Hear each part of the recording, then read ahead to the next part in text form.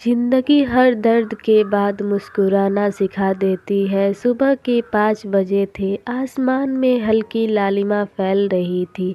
पक्षियों की चहचहाहट धीरे धीरे पूरे गांव में गूंजने लगी थी। लेकिन उस छोटे से घर में आज भी सन्नाटा पसरा हुआ था। उस घर में रहने वाला विवेक हर सुबह की तरह जल्दी उठ गया। उसकी उम्र सिर्फ 25 साल थी, लेकिन चेहरे की झुर्रियां और आंखों की थकान देखकर कोई भी उसे 30-35 साल का समझ लेता। विवेक की जिंदगी कभी आसान नहीं रही। जब वह 10 साल का था तभी उसके पिता का देहांत हो गया। माँ ने लोगों के घरों में काम करके उसे पढ़ाया।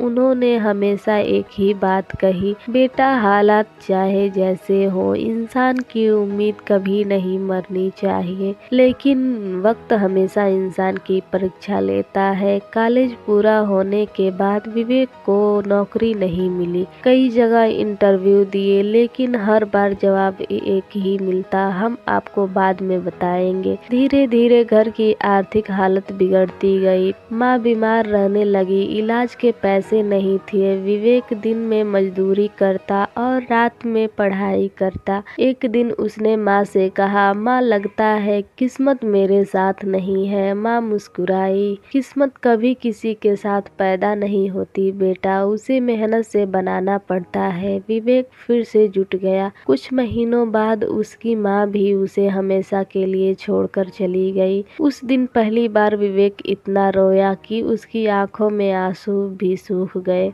घर अब खाली था। दीवारें भी जैसे उससे बात करना छोड़ चुकी थी। कई रातें उसने बिना खाए बिताई। उसे लगता था कि अब जीने का कोई मतलब नहीं बचा। एक दिन वह शहर के एक बड़े पुल पर खड़ा था। नीचे बहती नदी को देख रहा था। उसी समय पीछे से एक छोटी सी बच्ची की आवाज आई, भैया एक गुब्बारा खरीद लो ना।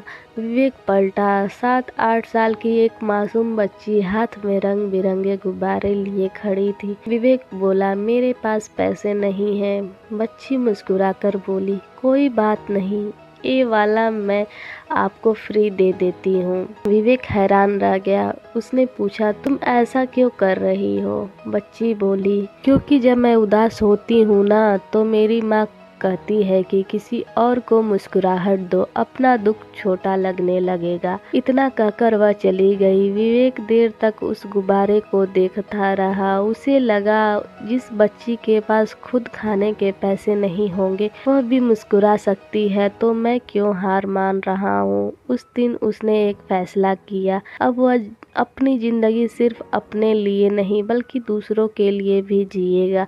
उसने एक छोटी सी लाइब्रेरी शुरू की। पुरानी किताबें इकट्ठी करता, गरीब बच्चों को मुफ्त में पढ़ाता। शुरू में सिर्फ 5 बच्चे आए, फिर 10, फिर 20। धीरे धीरे पूरा मोहल्ला उसे जानने लगा। एक दिन शहर के एक बड़े अधिकारी वहां आए। उन्होंने बच्चों से पूछा, तुम यहाँ क्यों पढ़ने आते हो? एक छोटे लड़के ने जवाब दिया, क्योंकि विवेक भैया कहते हैं कि गरीबी जेब में होनी चाहिए, सपनों में नहीं। अधिकारी की आंखें भर आई। उन्होंने विवेक को सरकारी शिक्षा परियोजना से जोड़ दिया। कुछ ही महीनों में उसकी लाइब्रेरी एक बड़े शिक्षा केंद्र में बदल गई। अब वहाँ सैकड़ों बच्चे पढ़ने लगे। विवेक को सम्मान मिलने लगे। टीवी चैनल वाले इंटरव्यू लेने लगे। लेकिन जब भी कोई उससे सफलता का राज पूछता, वह सिर्फ इतना कहता, मेरी सबसे बड़ी टीचर मेरी परेशानियां थी। साल बीतते गए। एक दिन वह छोटी बच्ची फिर मिली। अब वह कॉलेज में पढ़ रही थी। उसने मुस्कुराकर पूछा, भैया पहचाना? विवेक मुस्कुरा पड़ा, तुम वही हो ना जिसने मुझे एक गुब्बारा दिया था? लड़की बोली, हाँ, लेकिन उस दिन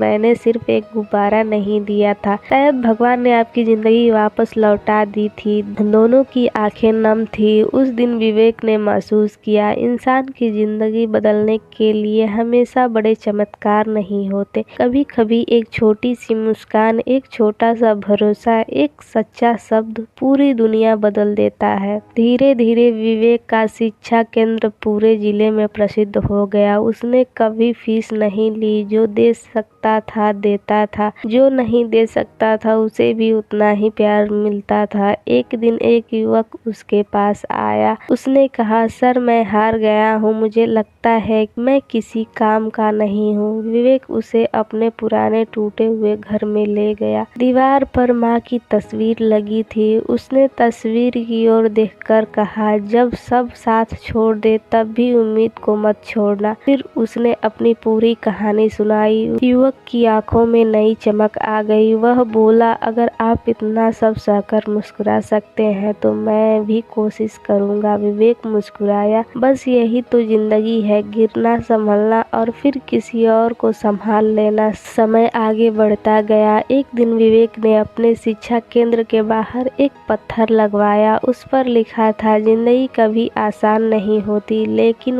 मजबूत बनने का मौका हमेशा देती है। लोग रोज उस पत्थर के सामने रुकते, पढ़ते और अपने अंदर नई उम्मीद लेकर आगे बढ़ जाते। विवेक बूढ़ा हो गया, बाल सफेद हो गए, लेकिन चेहरे की मुस्कान वैसी ही रही। एक शाम वह अपने छात्रों के बीच बैठा था। सूरज धीरे धीरे ढल रहा था। एक बच्चे ने पूछा, सर जिंदगी की सबसे बड़ी सीख क्या है? विवेक ने आसमान की ओर देखा और कहा, बेटा जिंदगी तुम्हें कभी खाली हाथ नहीं छोड़ती। अगर वह एक चीज छीनती है तो दूसरी चीज पकड़ने की ताकत भी देती है। बस हार मत मानना, क्योंकि सबसे अंधेरी रात के बाद ही सबसे खूबसूरत सुबह आती है। उसकी बात सुनकर वहाँ बैठे हर व्यक्ति की आंखें